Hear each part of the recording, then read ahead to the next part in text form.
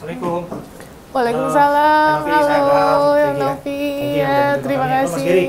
Ini Novi Pratiwi Novianti. Iya. Dan Mas Geri kuasa hukumnya ya. Iya. Oke. Saya Abraham Silaban, kami diterima di rumah Yayasan Peduli Kemanusiaan. Betul. Ya, dan ini yayasan Sederhana Peduli ya. Kemanusiaan, ya luar biasa ini. Saya lihat tempatnya ya. Saya lihat ini tempat anak-anak ini ya. Iya. Mbak Novi ya, ini Iya. untuk anak-anak balita, ada berapa balita di sini? Total ada 6. Ada 6. Usia berapa aja? Ada yang baru lahir belum lama, sekitar 2 mingguan. 2 mingguan. Yang paling tua usia berapa itu? 9 tahun. 9 tahun. Oke, luar biasa nih. Ini mirip sama yang di rumah saya nih. Ini luar biasa nih. Oke, ada ya semacam apa kolam bolanya, terus kemudian ya ada 6 anak, itu anak-anak ODGJ saya dengar. 80% anak ODGJ. Anak ODGJ. Oke, jadi Teknovila sebagai ibu asuhnya di Rumah Peduli Kemanusiaan ini. Iya. Oke, udah berapa lama ini? Dari 2021. 2021. Oke. Luar biasa. Kalau kita coba masuk lagi di sini nih, ada mainan mobil-mobilan juga tuh. Ya lah ya, harus ada yang seperti ini ya, Teh Novi. Iya. Harus ada yang seperti ini, kalau enggak ya anak-anak itu akan cepat bosan ya. Iya. Ini repot nggak ngurusin anak semuanya itu? Karena passionku, aku sih happy aja. Oke, happy ya, luar biasa ya.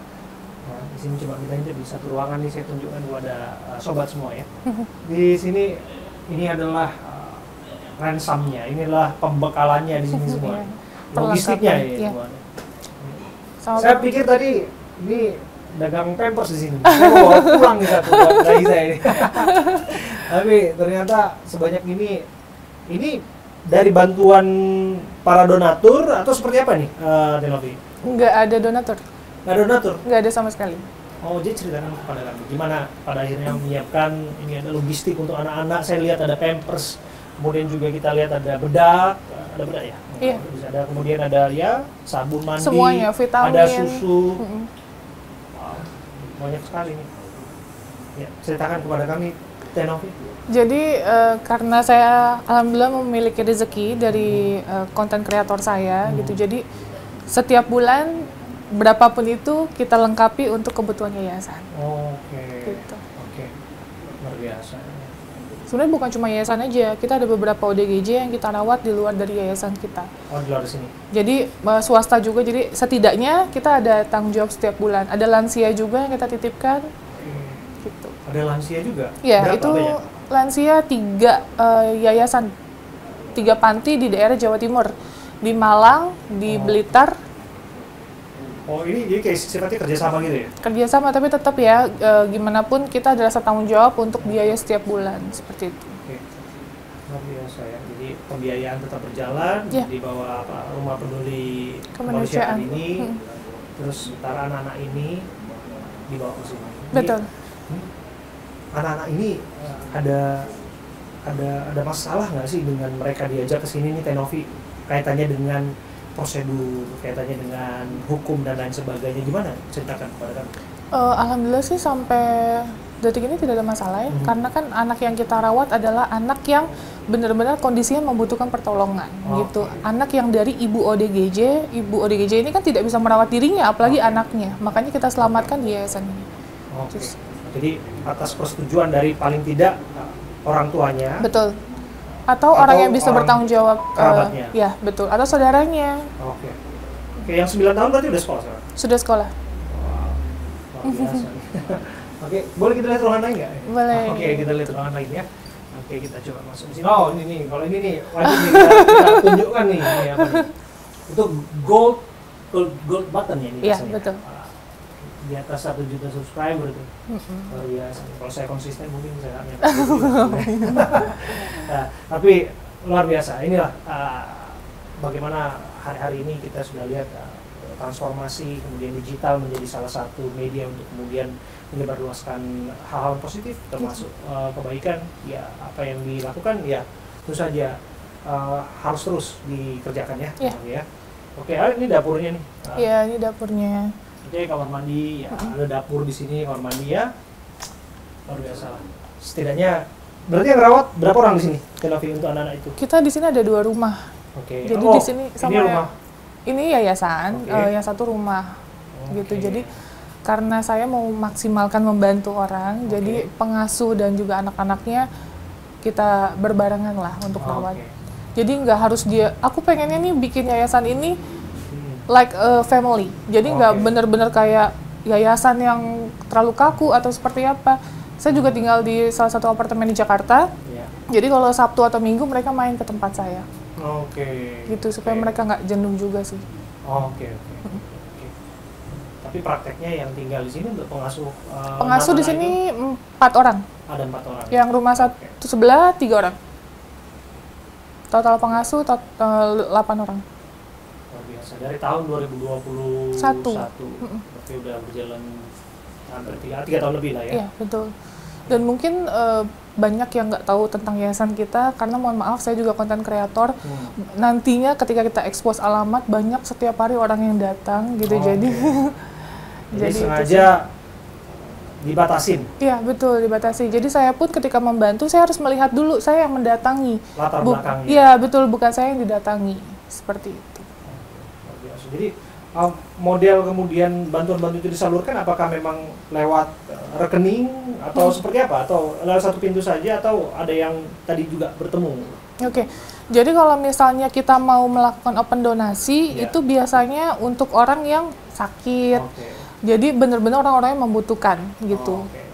Jadi kalau misalnya kita open donasi, itu kita serahkan ke orang tersebut 100%. Jadi kalau ditanya, gimana sih cara menghidupi yayasan kita, dari pendapatan saya, pure pendapatan saya. Kita tidak ada bantuan dari pemerintah. Konten itu ya maksudnya? Betul. Kita nggak ada bantuan dari pemerintah atau dinas sosial, dan juga donatur. Pernah kita dapat donatur dari selama ini cuma 1. Itu belum lama, sekitar bulan kemarin. Ini donasi untuk apa ya? Dia ngebantu-bantu di yayasan ini, dan itu baru 1 kali itu aja. Karena dia melihat saya, katanya menginspirasi, dan beliau mau sedikit menyisihkan rezekinya. Gitu. Itu untuk yayasan sendiri, artinya untuk operasional yayasan? Untuk operasional yayasan, betul.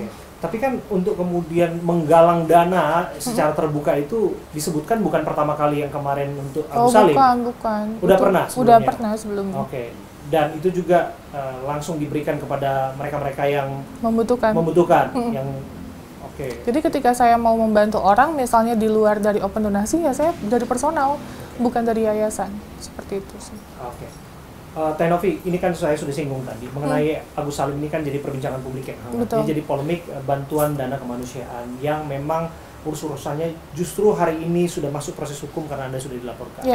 Jadi pernah ada bayangan nggak sampai dilaporkan? Nggak ada bayangan. Nggak ada bayangan. Karena selama menjalani sosial pun nggak pernah dilaporkan, nggak pernah ada masalah, baru kali ini gitu. Jadi pada saat dilaporkan ya sudah, nggak apa-apa, saya terima kok. Dan akan diikuti saja prosesnya. Iya, betul. Boleh kita sambil duduk berbincang? Boleh. Sobat saya Abraham Silaban, saya duduk bersama dengan Tenovi, Pratiwi Novianti, dan Mas Giri Julian, yang merupakan tentu saja bagian dari Yayasan Rumah Peduli Kemanusiaan.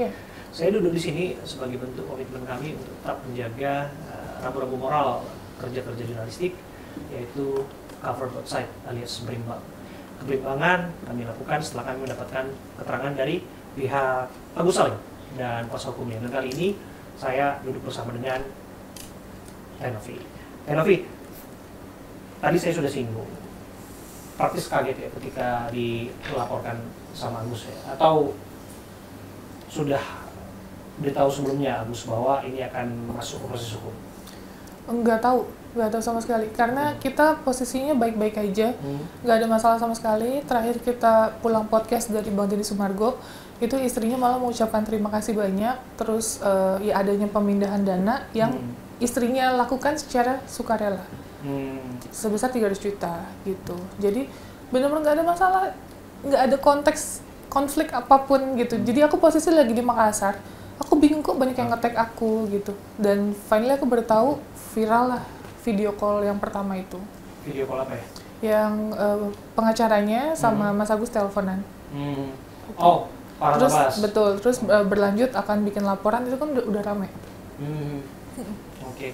Jadi tidak ada angin nggak ada hujan, tentu kaget ketika Betul. dilaporkan ya. Betul. Oke. Nah, yang ingin saya tanyakan kemudian, betul tidak apa yang menjadi dasar pelaporan itu? Disebutkan Tenovi melakukan pencemaran nama baik terhadap Agus dan keluarganya yang kaitannya dengan dana donasi untuk proses penyembuhan Agus, yang malah ada urusan ujung-ujungnya dia dibully, dia diserang dan lain sebagainya, dan Tenovi disebut menjadi dalam tanda kutip ya pemicu dan lain sebagainya, ya bagian dari yang mencemarkan nama baik. Bagaimana menjawab itu? Oke, kalau aku pribadi ya, pada saat pertama kita open donasi, ini kan kita galang di media sosial kita, yaitu di Instagram kita. Gitu. Jadi yang notabene kalau buat kami bentuk transparansi dan menjaga amanah adalah men-share apapun yang terjadi. Gitu. Bukan cuma case Mas Agus saja. Misalnya ada sakit cancer, terus adanya kemoterapi dan itu biaya yang keluar dari yayasan. Ya otomatis pengeluarannya kita akan ceritakan dong. Gitu. Dan sekali lagi ditegaskan, kita bicara pada saat memberikan statement di media sosial itu adalah bukti nyata adanya transaksi yang dilakukan dan mereka pun mengakui gitu. Transaksi keluar 250 juta, 100 juta, 100 juta misalnya seperti itu. Untuk apa aja itu? Yang 90 sekian-sekian itu untuk bayar hutang rumah. Yang kita tahu kan ada pengakuan juga dari pihak anaknya dari si Wawa tersebut gitu. Inisialnya F. Oke. Seperti itu. Itu kan ada pengakuan dan dia sudah meminta maaf terhadap kita. Seperti itu. Jadi yang saya berikan statement di media sosial itu bisa kami pertanggungjawabkan. Oke. Yang disebutkan bahwa uang itu kemudian sudah dikembalikan dan sebagainya, yang ada hari-hari ini adalah bahwa semacam ada, mohon maaf ya, dalam tanda kutip pembusukan terhadap sosok Agus Salim ini, yang pada prakteknya ia adalah seorang korban dari penyiraman air keras, yang ia sedang berupaya untuk penyembuhan matanya dan organ-organ tubuhnya yang lain. Saya lihat banyak luka-luka dan sebagainya dan berbagai penyakit yang diderita pasca kejadian tersebut ya. Dan disebutkan bahwa ia malah sekarang banyak dibully, dan itu bermula karena postingan-postingan yang disampaikan maupun hal-hal yang diucapkan oleh Teh Novi dan lain sebagainya. Oke, kalau itu gini loh, ini kan seolah-olah jadi saya yang melakukan statement yang atas hujatan netizen gitu loh. Tapi kan di sini yang saya sampaikan adalah kebenaran dan saya bisa bertanggungjawabkan berupa dari bukti mutasi tersebut gitu. Jadi kalau emang ada netizen misalnya berbicara soal Mas Agus apa itu di luar dari kendali kami. Kami tidak bisa menutup semua mulut netizen atau hak netizen. Mereka memiliki hak untuk memberikan pendapatnya. Tapi kalau aku pribadi, ketika aku live dimanapun itu, aku selalu bilang untuk stop bully, tidak boleh membuli, jangan lakukan itu terhadap Agus dan keluarganya, gitu. Karena jujur itu akan memperkeruh keadaan sih. Itu yang juga disampaikan oleh Farhat Abbas, termasuk yang keluarganya. Kenapa hal-hal yang kaitannya dengan komunikasi secara internal yang harus bisa dilakukan, kenapa harus sampai keluar dan sebagainya, sehingga pada akhirnya Mbak Novi yang dianggap memiliki banyak penggemar, misalnya banyak pengikut, justru membuat mereka dalam posisi tersudut. Tidakkah kemudian seharusnya dibicarakan baik-baik begitu kira-kira? Kan awalnya juga kita sudah menanyakan baik-baik, kita sudah meminta mutasi baik-baik, tapi sampai waktu itu kita belum diberikan cerita yang sesungguhnya. Saya ingat banget waktu terakhir ada podcast di rumah saya, bukan podcast sih, lebih ke klarifikasi. Sampai mereka pulang, mereka tidak menyebutkan uang itu ada yang terpakai. Mas Agus dan keluarga bilang uangnya masih utuh, dan saya itu dibohongi, gitu. Jadi apa yang harus disampaikan kan otomatis tanggung jawab saya, gitu. Mengenai permintaan mutasi itu sesungguhnya itu atas kepentingan apa sih, Teh Novi? Kepentingan, tadi disebutkan transparansi, sampai pada akhirnya Teh Novi untuk meminta permintaan mutasi terhadap Agus, karena yang kami dengar nih ya, Teh Novi, bisa dikoreksi ya, Teh Novi. Awalnya kan ada 2 pintu, yang pertama bisa masuk melalui rekening Yayasan Rumah Peduli, yang kedua Teh Novi juga tidak melarang atau tidak sama sekali menutup kemungkinan untuk membuka rekening Agus juga, karena kan itu juga terpampang ataupun terposting dalam podcast termasuk juga Deddy Sumargo ya. Dan itu juga masuk ke rekening pribadi atas nama Agus yang secara nalar sesungguhnya tidak berpikir secara hukum. Memang waktu itu adalah hak dari Agus Salim sesungguhnya. Gitu. Kenapa kemudian begitu penting bagi Tenovi untuk melihat mutasi itu? Mungkin kita agak sedikit klarifikasi sedikit terkait postingan yang di-share di YouTube-nya Bang Denny. Itu adalah rekening pribadi Mas Agus. Bukan rekening yayasan kami. Padahal yang sudah jelas Bang Denny Sumargo awalnya mengecat kami untuk mencantumkan rekening yayasan. Gitu. Tetapi mereka secara personal meminta dimasukin rekening pribadinya. Sedangkan di undang-undang itu kan tidak boleh open donasi atas personal atau nama sendiri. Mungkin Mas Giri boleh jelasin ya? Dari Dinas Sosial tadi. Jadi memang kaitannya kan Tenovi dengan yayasan itu sebagai inisiator ya, Mas. Jadi ketika sudah inisiatornya adalah yayasan, itu memang tidak secara aturan itu tidak diperbolehkan dengan rekening pribadi, gitu. Maka dari itu kemarin tuh disebutkan lebih baik pakai yayasan. Tapi memang karena waktu ke lokasi Bang Densu itu kan hanya tim yang antar ya, hanya supir, driver dan orang lapangan. Iya betul. Dan mereka posisi juga nggak ikut masuk ke dalam rumah Bang Densu. Nah, ketika di dalam rumah itu ada informasi bahwa Mas Agus atau pihak keluarganya menginginkan ditampilkan rekeningnya langsung Mas Agus supaya cepat pengambilannya. Gitu, tujuannya seperti itu. Dan Tenovi pun dan tim juga baru tahu setelah tayang kan. Tayang YouTube. Dari Bang Denny. Pas kita loh kok pribadi gitu. Nah, ya, gitu. Jadi kaitannya dengan inisiasi tadi ya sudahlah gitu kan, memang kondisi Mas Agus saat itu sangat memprihatinkan gitu kan, mungkin dia butuh cepat, ya sudah sebagai pertanggungjawaban sosial kita minta mutasinya aja supaya pengeluarannya bisa tetap terkontrol. Betul. Sesuai tujuan donasi yaitu pengobatan. Tapi yang untuk dari awal yang di podcast Tenovi udah mencantumkan rekening pribadi Mas Agus Salim juga tidak? Saya dengar yang begitu juga. Kalau nggak salah ada dua rekening, ada yang yayasan, kemudian juga ada yang pihak Mas Agus. Sebenarnya waktu awal kita mencantumkan rekening Mas Agus, karena mohon maaf ya, itu kan lukanya sangat basah sekali gitu. Kita mikir untuk operasional, kan kalau kita datang itu ada batas waktunya. Kita datang misalnya setelah open donasi harus 3 hari dulu gitu, kita datang, kita harus bikin janji dulu. Kita mikirnya gini, kalau saya sebagai relawan atau sebagai ketua ya, ini gimana caranya Mas Agus bisa uangnya untuk operasional atau transportasi gitu. Ya, jadi maksud saya 2 pintu itu yang penting transparan, dan kalau misalnya dari Dinas Sosial menanyakan bisa kita jelaskan gitu. Jadi ada pertanggungjawabannya gitu. Itu sih kalau poin kita waktu pertama itu.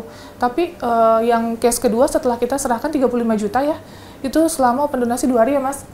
Setelah itu kita berpikir ya 35 juta insya Allah sangat cukup untuk operasional dan transportasi gitu.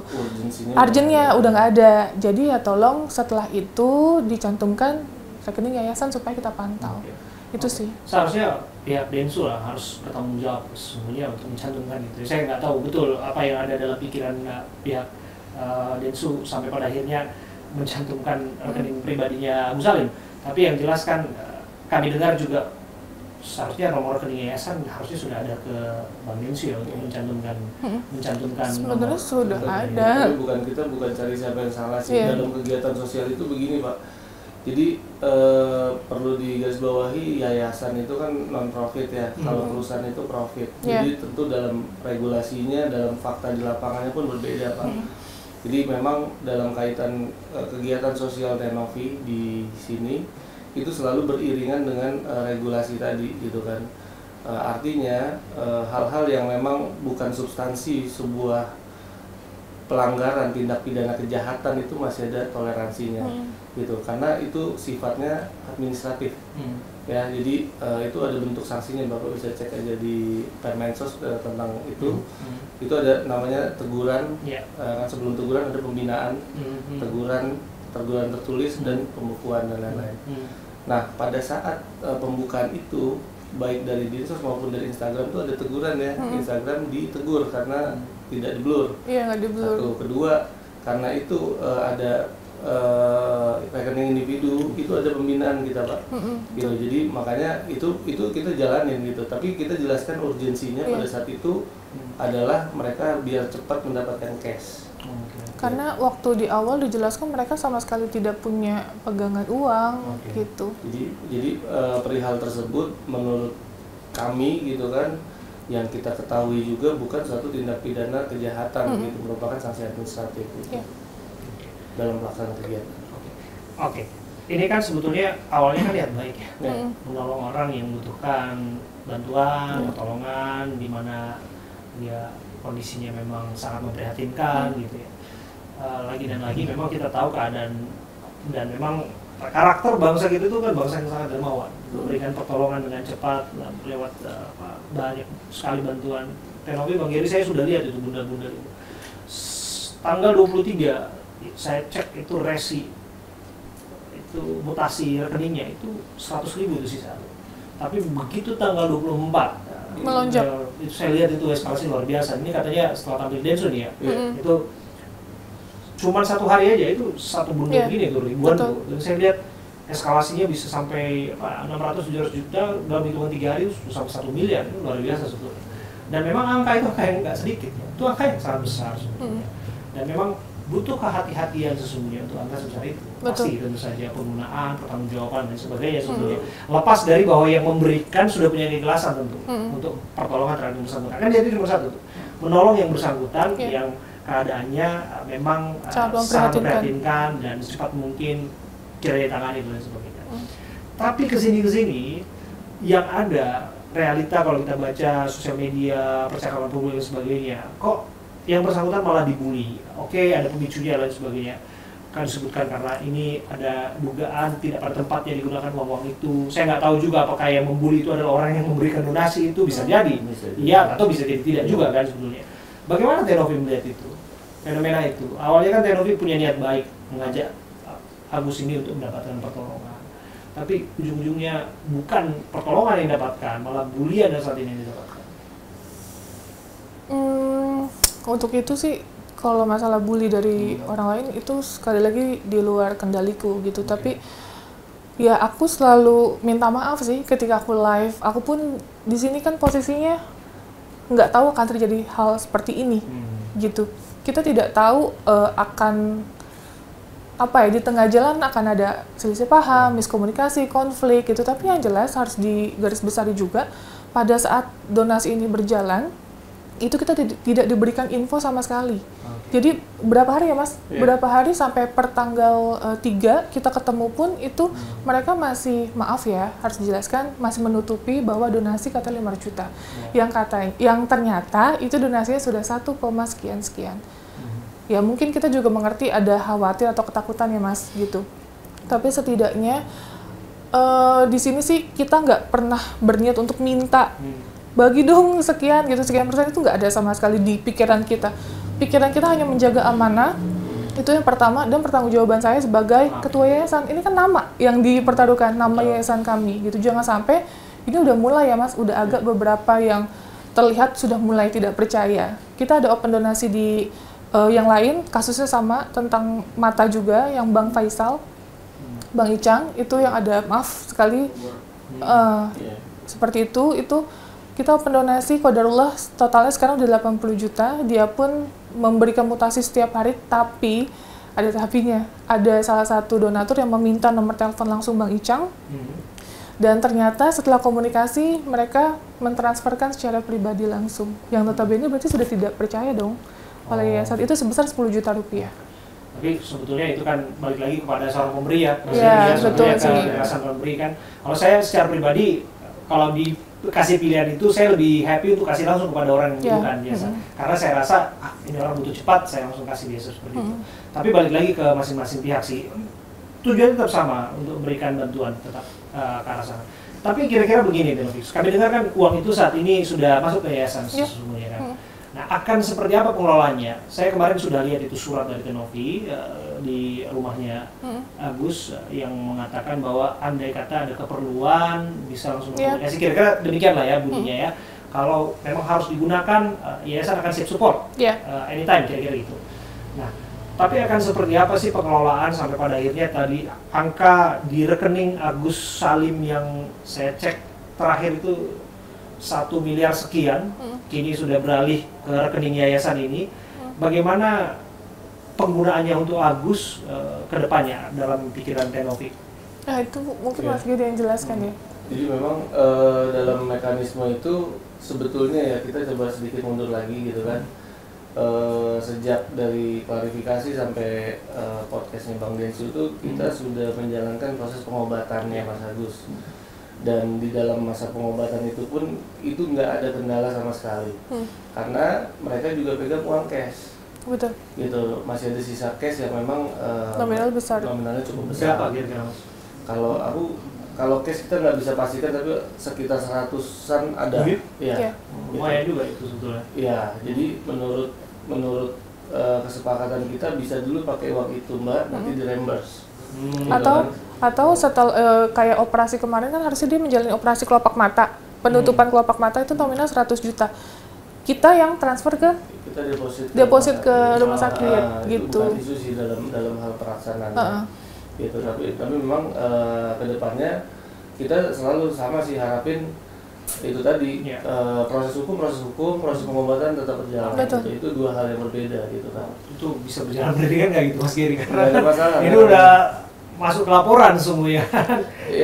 Kalau saya pribadi sih kan saya menerima ya karena saya orang yang dilaporkan gitu.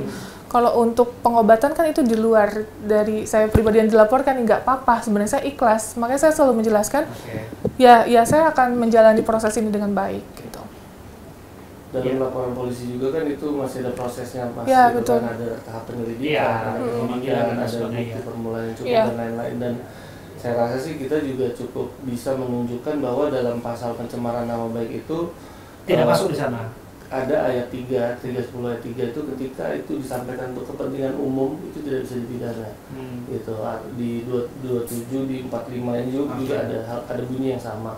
Dan di penjelasan ayatnya pun undang-undang ITE yang baru kebebasan pendapat itu juga diatur tentang kritik yang memang konstruktif seperti itu. Itu kita yakin kita bisa jelaskan, tapi memang dalam prosesnya hukum pidana ini kan boleh aja semua orang bisa boleh melaporkan, boleh dilaporkan, tapi kehidupan pribadi, private-nya mereka tetap harus berjalan. Itu aja sih pesan kita. Kan tapi lepas dari proses yang berjalan kan, dari situ kan publik bisa melihat bahwa ada sumbatan komunikasi di sana. Pastilah ya yang bersangkutan tadi yang mau ditolong dan lain sebagainya justru malah jadi pelapor terhadap dalam hal ini terlapornya kan Tenovi kan di situ kan. Jadi dan kemudian ya uang itu adalah yayasan akan seperti apa penggunaan, maka publik kan akan lihat seperti yang bertanya-tanya, pastilah akan seperti itu. Termasuk juga yang bersangkutan mengalami guncangan disebutkan, dibully, bahkan ada yang disebutkan harusnya disiram terus air keras berkali-kali itu, malah syukurin lu dan sebagainya. Dengan kondisi beliau yang sangat memprihatinkan sesungguhnya. Maka dari itu kan bagaimana kemudian memastikan bahwa ini akan mendapatkan perawatan terbaik, pertolongan terbaik dengan kondisi psikis dan fisik seperti itu ya, Mas Giri? Ya itu kan seandainya memang ada guncangan atau penyakit yang memang timbul kemudian, itu juga nggak ada masalah untuk diobatin gitu kan. Bahkan sebelum ini jadi masalah, dia udah depresi terlebih dahulu, kan ada di video kita. Dia kan mau bunuh diri kan, kalau Tenovi datang dia tenang, kita bisa agendakan waktu itu untuk psikiatri atau psikolog. Tapi sebenarnya itu tujuannya, tapi karena dia kan luka di bagian sekujur badannya itu kan titanus dan infeksi ya Mas, jadi kita lebih fokusnya ke situ dulu waktu itu. Oke. Iya, jadi akan seperti apa nih ke depannya Tenovi? Kalau udah dulu perkaranya demikian dan saya lihat komunikasinya itu dijalin lewat surat dan sebagainya, dan saya pun ngobrol sebetulnya sama Agus. Saya bilang, Mas Agus, kalau misalnya mau komunikasi dengan Tenovi seperti apa? Ya menunggu, sifatnya saling menunggu sih, tapi menunggu gimana? kita apa ya sifatnya saling tunjukin aja. Kita masih rutin WhatsApp mereka, tapi mereka mungkin apakah tidak mau respon, tidak mau membalas, atau dilarang membalas, atau diarahkan tidak membalas, kita nggak tahu. Jadi makanya kita bersurat. Betul. Jadi kita kalau ditanya, kita udah komunikasi, kita udah coba WhatsApp, kita udah coba telepon berkali-kali gitu. Jadi kita berusaha juga ya, Mas. Oke, sesungguhnya udah ada inisiasi untuk Sudah. Sedikit sih mungkin pesanku yang memang agak sedikit krusial gitu ya, bahwa Bang FA ini kan memang mau membela hak Mas Agus ya gitu ya. Harusnya juga membela hak Mas Agus itu dari keluarga-keluarganya, karena kan itu juga ada unsur-unsur tuh di situ ya kan yang bisa dilaporkan. Contoh saat meminta hutang 95.800.000 itu keluarga istrinya atau sepupunya ya itu melampirkan exposure bank. Itu senilai 95.780.000 yang dibulatkan 95.800.000. Sedangkan dalam pelaksanaannya yang dia bayarkan ke aslinya bank hanya 35 juta karena ada pengurangan, sisanya dipakai untuk keperluan pribadi. Artinya kan di situ sudah ada unsur menguntungkan diri sendiri, gitu loh. Itu kenapa nggak dilapor? Kalau dia memang betul-betul membela kepentingan Mas Agus yang dalam keadaan ini punya keterbatasan penglihatan gitu loh. Itu paling di depan mukanya dia sendiri gitu. Kita ada bukti semua ya, Mas. Dan kalau dia laporkan, kita dijadikan saksi, kita datang, kita kasih semua bukti. Oke, jadi Anda menduga bahwa sesungguhnya bukan menduga lagi, bahkan kita udah temukan yang cukup. Gitu. Apa saja temuan itu? Dibuka saja Mas. Oke, yang pertama exposure bank. Exposure bank yang jadi dasar permintaan hutang. Yang kedua, di situ bisa di tracking lagi ke banknya kan. Banknya itu pelunasannya berapa, data bank kan nggak mungkin bisa dia. Iya, betul. Sertifikatnya udah di tangan, itu udah cukup. Dan bukti chat, dia pun udah mengakui bahwa kita hanya pakai 35 Mas. Ada buktinya. Iya, sisanya untuk keperluan pribadi. Ya, tapi balik lagi, ya apa yang disampaikan oleh pihak keluarga itu, mereka selalu berpendapat bahwa sebaik-baiknya pertolongan terhadap Agus, kebutuhan dan sebagainya, karena mereka yang tinggal di situ, Agus tinggal di situ lama dan sebagainya, disebutkan mereka lah yang mengetahui betul operasional, penggunaan dan sebagainya. Bagaimana menjawab itu? Ya, kalau memang diperuntukkan operasional pun kita juga sudah berkali-kali bilang, tolong kepada orang yang dalam keterbatasan ini mainnya fair play. Contoh, kalau memang mereka mau digaji sama Mas Agus, digajilah dengan takaran yang jelas, bukan dengan unsur-unsur tipu daya gitu ya. Misalkan dia mau digaji 5 juta sebulan satu orang, ya tinggal sebut aja gitu loh. Itu udah kita sampaikan sebelumnya. Tapi bukan dengan aksi-aksi yang tiba-tiba keluar 100 juta peruntukannya nggak jelas gitu loh. Nah, jadi hal-hal seperti itu kan tentang kita edukasi pertanggungjawaban, karena memang di YouTube-nya Tenovi itu selain sosial kemanusiaan itu ada unsur edukasinya gitu. Bahwa dalam menerima uang donasi itu perlu pertanggungjawaban, apalagi inisiatifnya di media sosial. Harus berani dipertanggungjawabkan juga di media sosial. Oke. Ini terakhir Tenovi mengenai Farhad terakhir menyebutkan audit itu yang namanya yayasan dan sebagainya. Kira-kira demikian lah. Apakah kemudian ini dirasa sebagai suatu bentuk dalam tanda kutip serangan, atau pada prakteknya apakah kemudian disebut sebagai itu kewajiban yayasan? Siapkah kemudian untuk proses audit itu dan sebagainya? Sudah siap, kita udah siapkan. Jadi pada saat Bang FA ini menyebutkan soal audit, kita sudah langsung menyiapkan berupa mutasi ya Mas, mutasi rekening yayasan. Bahkan saya pribadi pun sudah saya cetak semuanya. Bahkan kalau diperlukan semua tim kita lakukan. Itu sebagai dasar pertanggungjawaban ada. Cuman kalau yang dimaksud audit ini kan kita harus jelas dulu nih audit apa ya. Keuangan. Kalau audit itu kan harus tutup buku dulu.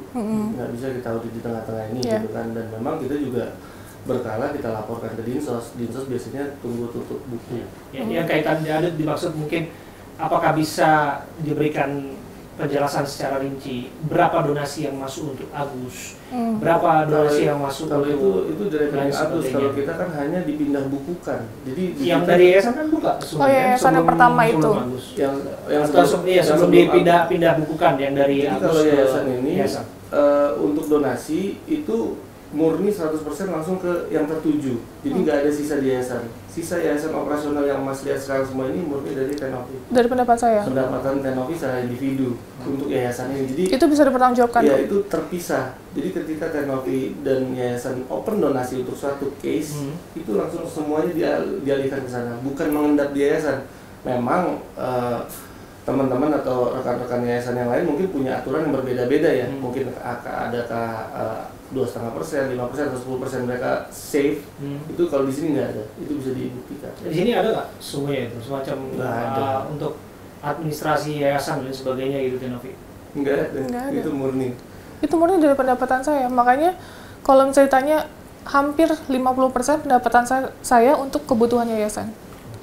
Jadi gitu. Maksudnya kalau open donasi untuk kepentingan tertentu? Iya, nggak ada. Makanya saya bilang nggak ada. Tapi kalau misalnya untuk kebutuhan yayasan, ya 50% pendapatan saya untuk menghidupi ini semua, gitu. Karena kasusnya sudah seperti ini, andai kata bisa bicara kepada Agus, apa yang ingin disampaikan oleh Tenovi? Ya, berubah. Ya, saya dari kemarin preskon juga saya menyampaikan untuk saya dilaporkan nggak apa-apa, saya jalani. Karena gimana pun saya warga negara Indonesia, taat akan peraturan. Saya minta tolong aja sih untuk Mas Agus untuk tetap melanjutkan pengobatannya. Karena nggak tahu ya, saya merasa ini adalah beban jadi tanggung jawab saya gitu. Saya berharap operasi kelopaknya itu dijalani ya Mas. Karena sudah reschedule 2 kali di rumah sakit tersebut. Dokternya juga sudah kita buat appointment gitu. Dokter yang mana itu? Ya di JSE. Gitu. Terus ya harapan saya itu, karena sangat berbahaya kalau dia tidak melakukan penutupan kelopak mata, karena kan mata ini harus dilindungi. Gimana kalau matanya mau ada penggantian tapi kelopaknya belum ada? Kalau yang bersangkutan mengatakan bahwa sesungguhnya BPJS sudah memfasilitasi itu dan kemudian BPJS itu juga menurutnya adalah dokter terbaik dan sebagainya, kalau mengikuti proses itu sendiri, Mbak Novi melihat seperti apa? Kalau saya pribadi kan kemarin waktu di video saya berkali-kali saya datang, dia selalu mengeluhkan tentang BPJS. Makanya kita adanya open donasi. Makanya saya sampai memohonlah Bang Denny untuk mengopen donasikan. Untuk apa? Supaya dia mendapatkan penanganan yang cepat dan mendapatkan dokter yang terbaik. Kan sebenarnya poin utamanya adalah itu. Gitu. Kalau misalnya emang kebutuhannya bukan untuk pengobatan, mungkin itu lain cerita dari awal. Gitu, nggak akan dibuka juga. Itu sih poin utamanya. Jadi memang sering ada laporan dari Mas Agus dan keluarga itu ketika kontrol menggunakan BPJS itu cuma datang doang, nggak diapa-apain. Cuma disalepin doang katanya. Dan dikasih jadwal lagi seminggu lagi atau 2 minggu lagi, dan menurut mereka takes time. Dan memang ya setelah kita bawa ke rumah sakit swasta cepet banget, dan salah satu alasan dokternya itu sudah tidak tertolong karena dari awal kenapa nggak cepat langsung ditindak? Betul. Karena ini air keras, dia masuk ke mengendap. dalam. Katanya menyerap. Saraf listriknya sudah mati. Harusnya langsung cepat. Nah, kita nggak tahu ya mekanisme BPJS seperti apa. BPJS juga mungkin pernah ada kendala karena mungkin tidak bisa digunakan untuk korban tindak pidana kejahatan, gitu kan. Ya kita nggak tahu gitu kan. Kita nggak tahu seperti apa di sana karena saat BPJS belum, tim yayasan belum turun. Gitu. Tapi prakteknya informasi yang kami terima sekarang sudah berjalan semuanya ya. Dan pihak sudah bisa berarti itu, dan ya kita berharap sesungguhnya memang penanganan sebaik-baiknya, mau itu BPJS ya jangan sampai ke swasta, sebaik-baiknya memang harus lebih cepat lah ya. Masih namanya orang butuhkan pertolongan ya kenapa tidak ditolong gitu ya. Terima kasih ya Tenovi ya. Tapi satu lagi, andai kata kemudian bisa terjalin satu relasi komunikasi yang baik ya. Saya berharap sih semuanya bisa bertemu dengan baik. Saya juga sampaikan itu ke pihak Agus dan pihak Farah Tabas. Saya bilang bahwa awalnya ini kan niat yang mau merajut ke suatu kebaikan. Kenapa harus berujung pada laporan? Saya bilang kalau bisa dikomunikasikan dengan baik, kenapa tidak semuanya? Artinya akan tetap membuka peluang untuk tetap selalu berusaha untuk itu. Termasuk juga saya juga menyampaikan pesan dalam setiap program saya, Mas Geri dan Tenovi. Saya benci bulian dan saya tidak suka hujatan, dan apapun itu tidak bisa dibenarkan. Apalagi terhadap seorang yang sedang menderita, mau dalam kondisi apapun dia, tidak bisa kita membiarkan dia dalam satu kondisi yang benar-benar dihujat, dan kita harus lawan itu. Pesan itu yang harus kita sampaikan, betul ya? Setuju. Gitu. pada siapapun di luar sana tidak melakukan perbuatan serupa. Terima kasih ya Mas Jerry ya. Thank you. Terima kasih Tenomi. Terima kasih. Terima kasih Mas Jerry. Ini luar biasa. Kami diundang di sini dan tentu saja kita terus dukung upaya-upaya filantropis seperti ini, upaya untuk memastikan bahwa orang-orang yang membutuhkan pertolongan di luar sana, termasuk anak-anak yang dirawat di sini, ini luar biasa loh. Luar biasa betul. Saya berharap anak ini tumbuh menjadi anak yang baik dan tentu berguna bagi nusa dan bangsa. Saya Abraham Silaban, terima kasih. Sampai jumpa.